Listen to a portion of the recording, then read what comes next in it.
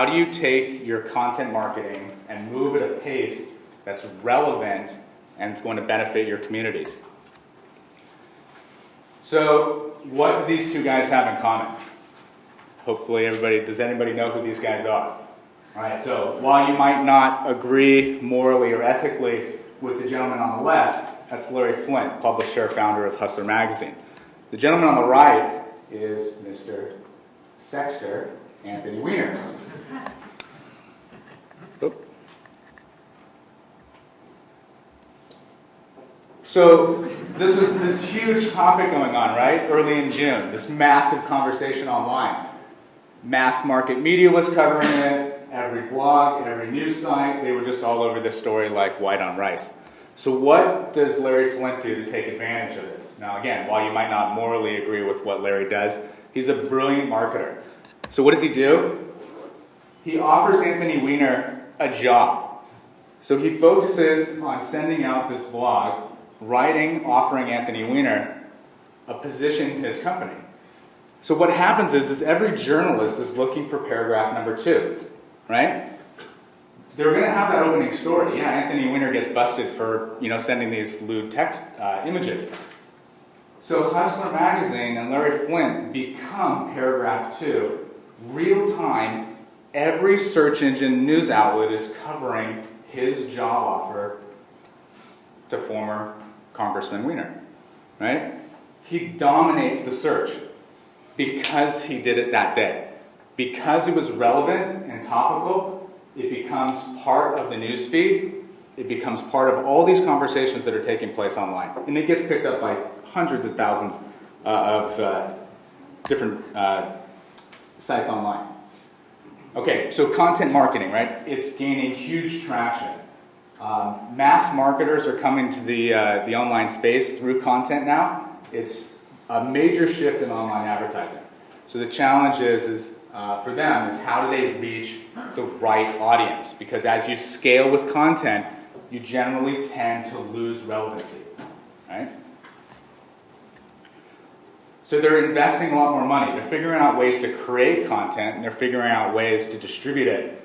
And along with that comes a major shift in budgets.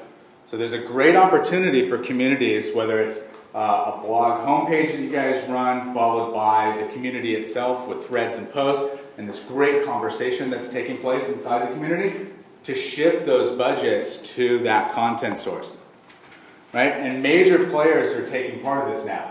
So I love the fact earlier there was a mention of Gawker, right? Gawker does this great. So they're incorporating sponsored posts, relevant content to their target audience. Again, you see SAP coming in with content here on Forbes, right? Major purchase acquisition if you were going to switch to an SAP platform. So laying the foundation of having that content, that educational information, that features and benefits information is a huge play.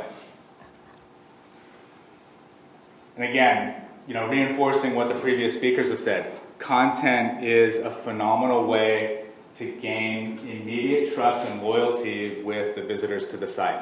So it's long-term, it's great for engagement, it's non-disruptive, I think, which is really the main critical key point now. It's engaging, but it is not interruptive and disrupting their entire browsing experience. When they're inside the community and you're placing content, it's there, it's natural, it's organic, they want to absorb that.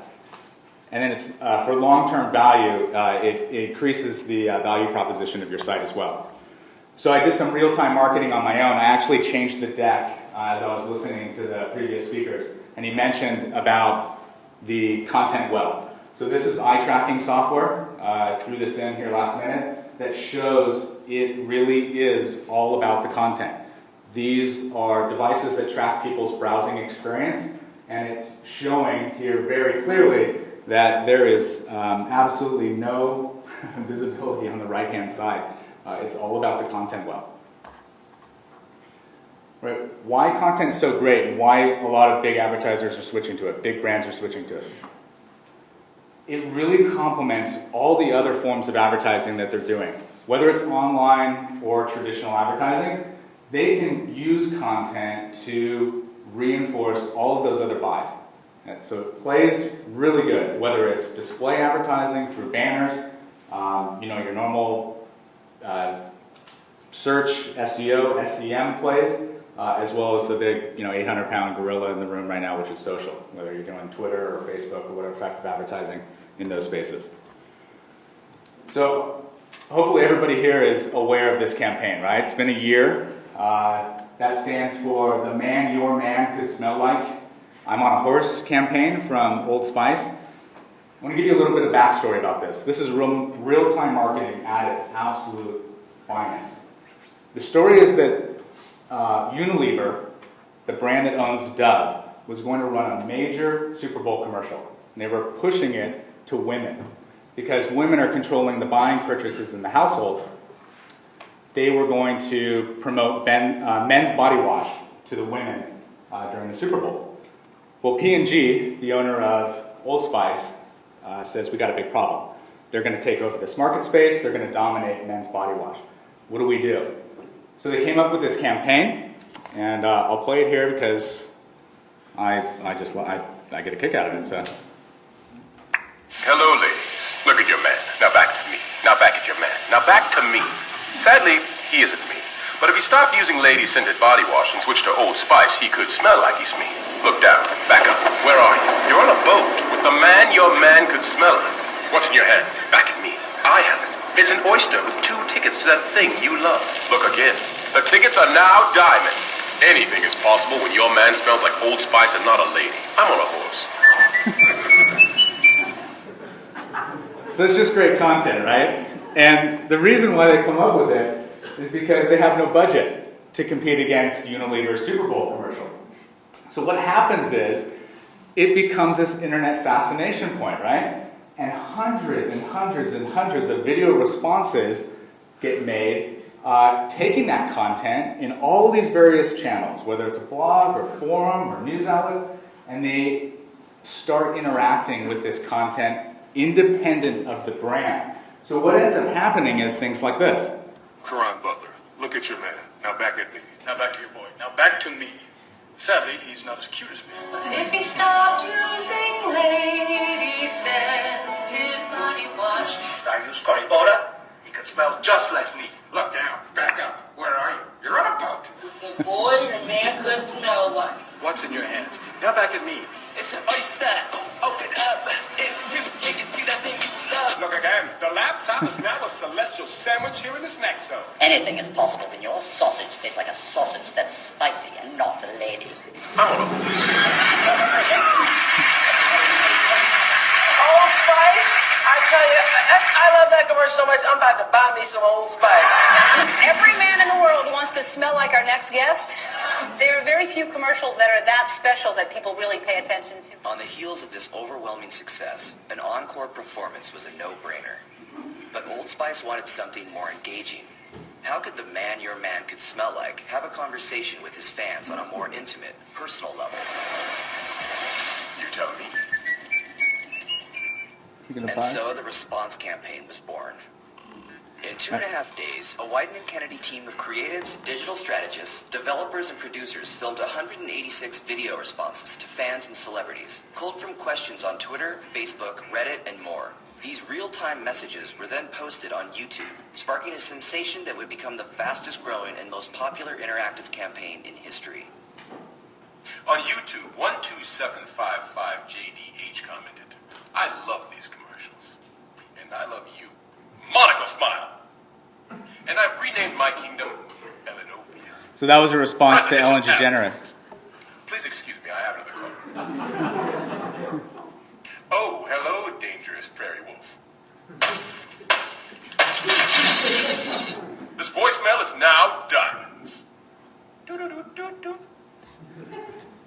Okay, so what makes this so amazing is that in real time, 186 video responses were actually scripted, produced, and filmed in response to both celebrities like Demi Moore, Ashton Kutcher, Ellen DeGeneres, on and on, with massive followers in the social media space, as well as just regular people. One guy asked, Old Spice guy to propose to his, to his girlfriend. So all these custom responses are made, but it's in real time, and measurable results come from marketing in real time. Because you're capturing, not only the major differences that have taken place now that Google's changed Panda, right? So you've got Panda it's quality content rising to the top, and it's looking for the most relevant, the most current content. But it really allows you to focus on these key points. I'm not going to run through them. It really enables you as a business and as a community owner to have some fantastic engagement points with the community and generate those page views, generate that interaction, generate that engagement with your audience. Here we are on the internet, finding your niche. Now, the great thing about communities is that they're all about that common interest. They're all about that niche. And this is the way that it used to be, right? So PostRelease lives in the automotive space pretty heavily. And we created our platform as a result of this phenomenon right here. Car and Driver, Road and Track, the big magazines, they were not addressing the individual points that people were gravitating towards online. So they tried to go to these, niche books, right? With some success, interestingly enough. Two of those magazines, or at least Turbo Magazine is, no longer, right? Just canceled, gone. Major publication. It all went to forums. Everybody moved from that community of events and shows and that subculture and went online. It was a natural fit. So what I want to stress here is, again, we're talking about the monetization of communities. Money follows passion, and passion is big blog and forum communities. And there's a major shift going on right now with big brands that it used to be this way, right? Big publications, big money, forum communities, little money. Thought of as the second class, the lower tier. It's shifting now. It's changing. Brands, major advertisers, both big and small, they understand that the niche communities are where buying decisions are taking place, not inside Facebook. That's where people are telling you what they have for lunch. Forums are telling you what you should buy, where you should buy it, and all the product recommendations that you could possibly think of. You search for anything, page 1, right? So this is the switch. So it's really important. This is another change into the tech, talking about going off of the previous speakers. It's really important to balance how your advertising and content strategy is on your site, right? You can't run 100% remnant. And if you do, the quality is probably not going to be good.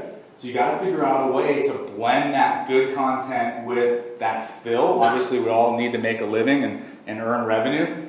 It's finding that balance. So this is South Coast Plaza here in Southern California. It's the top gross revenue mall in America. It has 250 of the most premium brands you could possibly imagine. I could wear a tux in this joint and I could feel like I'm a slum, I'm just underdressed at this place. It is unbelievable. So how do you keep the value of your site high along with that, find that balance, right? Keep that premium content up, blend it in. Here's the other problem. The perception of communities is tough. Forums, they got a bad rap sometimes, right? I love this second little slide. You can't read it, but it says the greater internet dickwad theory, right? Anonymity plus a big audience equals not nice behavior sometimes. So how do we change that? Right? No trolls. How do we change that perception? We do that through data. So collect as much data as you can from your visitors. Use it, save it, track it. It will be invaluable to you when you can go back to advertisers to be able to present a very compelling case to them about why your community is such a good fit for their money. Right? So we had to commission a white paper at PostRelease to be able to convince people forums are valuable. They're worth a lot of your ad budget to reach these visitors. But it took a lot of time and effort to gather all that data. We had to go out and conduct our own survey of 6,000 people to gather enough data that we could put together a compelling case, right? But it's very valuable. It was great. Somebody in the back of the room earlier this morning said, I read your white paper it was great. It helped me better understand the forum communities. So whatever you have to do, research online, just collect all that data. So content, what can it be? Anything. Make podcasts and put them onto the site. Image galleries, videos. Just do it quick. Make it relevant. Make it topical. Make it reach your audience. I love the first presenter, Danny, was talking about using the data and analytics from your site to find out what people are talking about, then reinforce it with more content. All right, so this is a content checklist. I'm going to move through these really quickly. Again, I'll make sure that this deck is provided for you guys. But if you can follow these main points, you'll have a successful strategy, right? Build it for the search engines. Make sure that your content is easily found. Put in applicable keywords. Make sure that you're not just writing editorial opinion. Make sure that it contains facts, keywords. Make it easy to be found. Make it readable, right? Pretty self-explanatory, but you know, sometimes you overlook that fact. Make sure that it's easy for people to digest. Make it relevant to the audience that you're trying to place it to, both in educational standards, tech, complexity. Just make sure that it's readable. So these are examples of things that we have to help brands with in creating content. So this is event promotion here for PostRelease. Mopar with a contest and sweepstakes. Armorall with doing a coupon to help promote this new product that they were struggling with in general media space. So sometimes you have to do the work for the brands. All right, very important as well. We don't really use the word forums when we're promoting to big brands and advertisers. We use specific words like enthusiast, your target demographic, whatever that is, fill in the blank. We want ages 18 to 24. Great, we deliver you ages 18 to 24. So community, enthusiast, show the data. So again, gather the data, then show it to reinforce the media buy. And then of course, all the other various aspects of what makes forum community so great, especially for search, right? So the brands are going to want to place content inside your forums because of the search impacts as well. So I have a formatting issue as well, I guess. So in conclusion, very important, create your own content as frequently as possible and place it in as many places as you can, right? You're not going to want to spam your own board, right? But make sure that it's placed in as many relevant locations as you possibly can. Work quickly, work in real time, very important. And of course, use data and your own site traffic analytics to reinforce that shift in media budget. So I opened with David Meerman Scott. I'll close with them. Again, to reinforce, product purchasing decisions are taking place inside your sites. That's not happening inside the social space, right? You have a huge advantage as a community to work in real time to reinforce and guide purchasing decisions inside your communities. Huge advantage over other online outlets. So really, this quote really sums it up, right? So it's about delivering useful content at the time that the visitor actually needs it. Thank you very much. Any questions about content in general, distribution? Yeah. When you say repurposing other people's stuff and editorializing, I work with a lot of sites. One challenge we have is start tanking in SEO as that content starts going across multiple areas. Do you have any strategies or suggestions for avoiding that? Well, the important thing is to editorialize it yourself, right? So a curator at a museum does just that. He finds the best pieces, hand picks them, and then puts them up on display in his own unique way. So, you know, the Mona Lisa, if it left the Louvre and went somewhere else, they would build their own display for the Mona Lisa. So the same thing is for content curation. You cannot just take and copy, you know, number one, that's taboo anyways. But you want to put your own spin on it for the audience that you're writing to. So you know your community best. So humor it, make a connection to an important part, of what your site's about.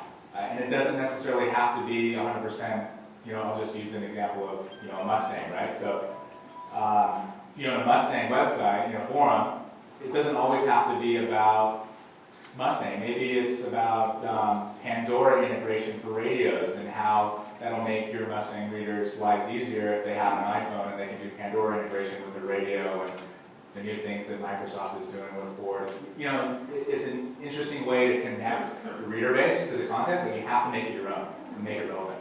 So that's really important. But content curation is great. Anything else? That's it, just one. Guess we're starting. Hungry? Okay, well, thank you.